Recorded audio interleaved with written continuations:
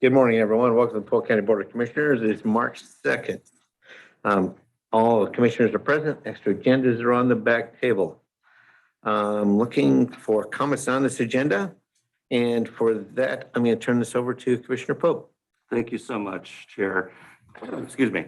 Good morning, everyone. This morning, I wanted to take a few minutes to recognize an absolutely marvelous event that was recognized in Fall City over the Christmas holiday by the Oregon Festivals and Events Association in Seaside last week, I think. Yes, last week. Yeah. Where the organizers of the annual Christmas tree lighting event were recognized and awarded recognition, a 2021 Ovation Recognition Award for that tree lighting event for events under $150,000. And so this morning, we've had the opportunity to be able to recognize organizers and be able to say thank you to you and to the community members who are engaged and recognize that award and that, we have a community in Polk County that's done so much. Thank you so much. Danny, would you come up, please, and introduce yourself and just give us a little bit of what happened? Well, this is the award, and James Metzler is the spark plug that keeps everything going on the community with all these events and musical events mostly. And we've been doing this annual tree lighting event every year since I've been in Fall City. And he made it happen, and somebody decided that, we should be recognized for it. So they put us in for an award, and he wasn't seeking any attention, but this whole community, this is actually given to Mountain Gospel Fellowship Church, but it is the community that makes it happen. There is no segregation as far as religion or anything else in that town. So that's who it's for and from, and I'm just a person that volunteers a lot. So I got volunteered for this one. Well, so Jeremy? Well, Danny, I've gotten to know Danny over the years as mayor and volunteer, and your service in Fall City, it runs very deep.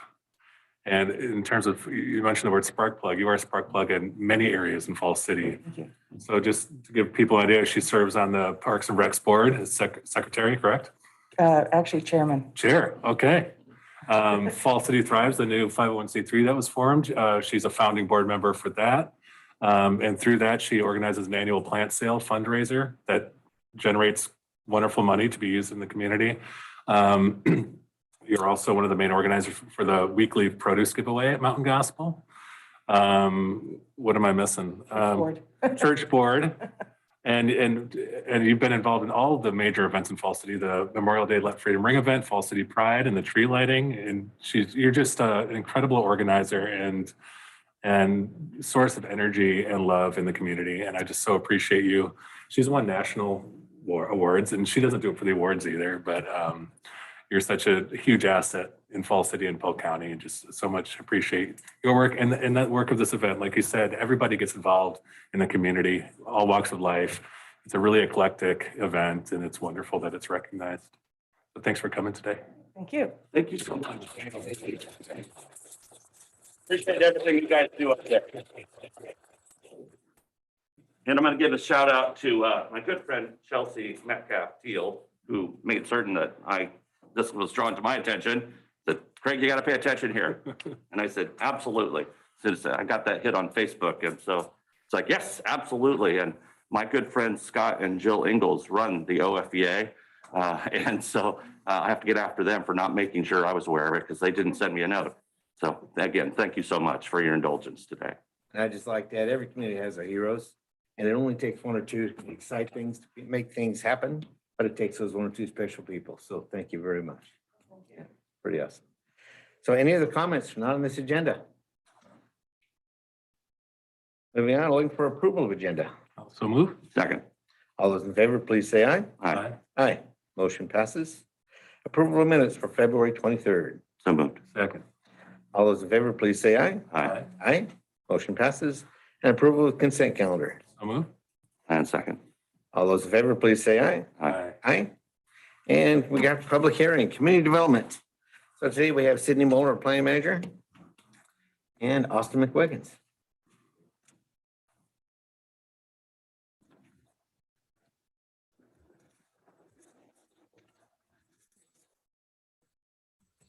You want to use the pad? Oh, the pad. Yeah.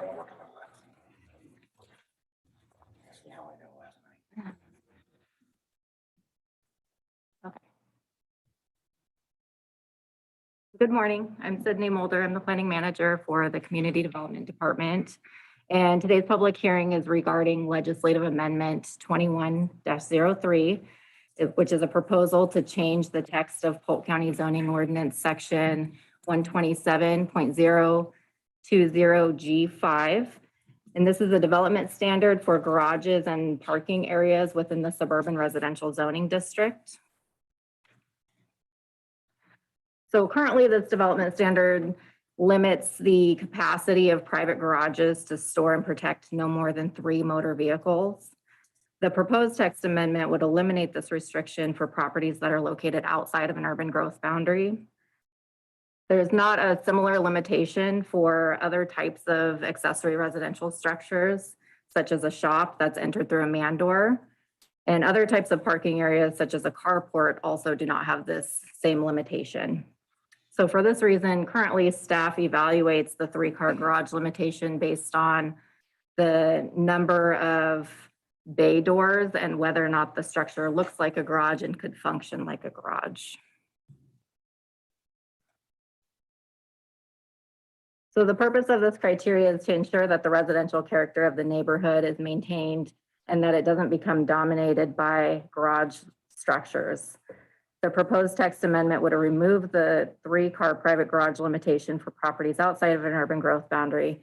And this area is more common for larger sized properties that have more of a need to store equipment such as a riding lawnmower or tractors to maintain the property.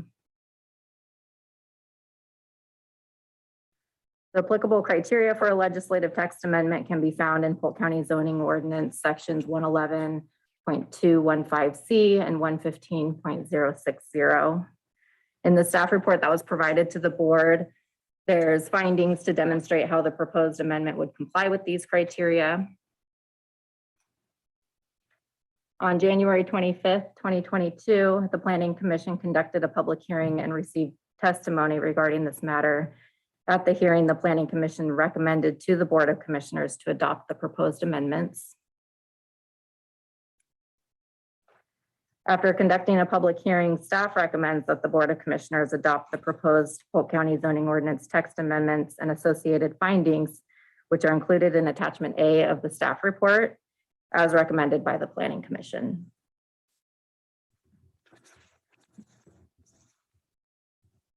That's all I have for the background information.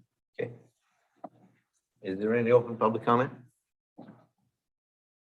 Let's speak on behalf of it. If you please come up.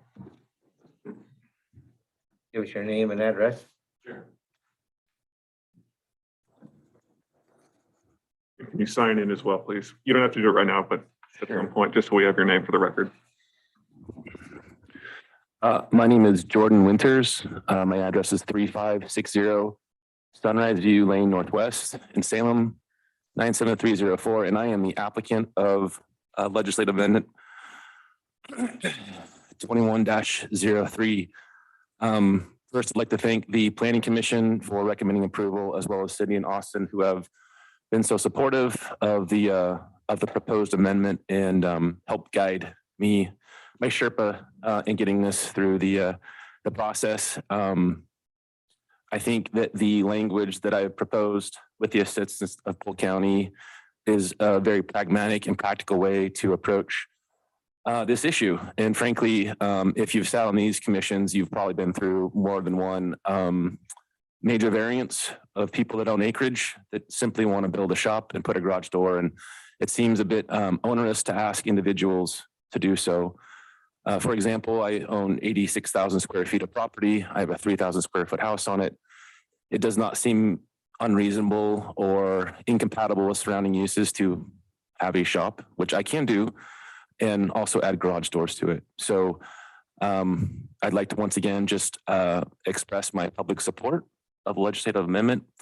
I would also like to just briefly touch upon a public comment that I got that was against the legislative amendment. I will not mention this individual's name, but I know her very well. She's a dear friend. I think the world of them. They are my neighbor. In reviewing her comments as to why she opposed it, she proposed increased traffic, increased development, and increased noise as a result of this, none of which are accurate. This is simply allowing an individual property owner to add additional structure with a garage door. It does not provide for any increased development density, any increased traffic other than maybe during construction, we're building the shop. Beyond that, most of what was said, I believe to be inaccurate. So beyond that, does the commissioners have any questions for me? All right, thank you for your time. Thank you. Can I take this back with me or do you want me to leave it here for now? Okay. I don't think anyone else is here. Is there any other comment? We'll open up for discussion. I don't have any discussion, Mr. Chair. I'm ready to make a motion to adopt the recommendations from staff that we adopt this amendment. I'll second. There's been a motion and a second. Discussion. Discussion. So I want to ask staff specifically, how much time do you need before we actually finalize this? 2 Are weeks. you ready? 2 weeks? Okay. So we'll put a date certain of 2 weeks from today that We'll come back with a final ordinance. Okay, there's been a motion and a second. So all those in favor of this ordinance going through, please say aye. Aye. Motion passes unanimous. Thank you. Thanks, Dan. Thank you.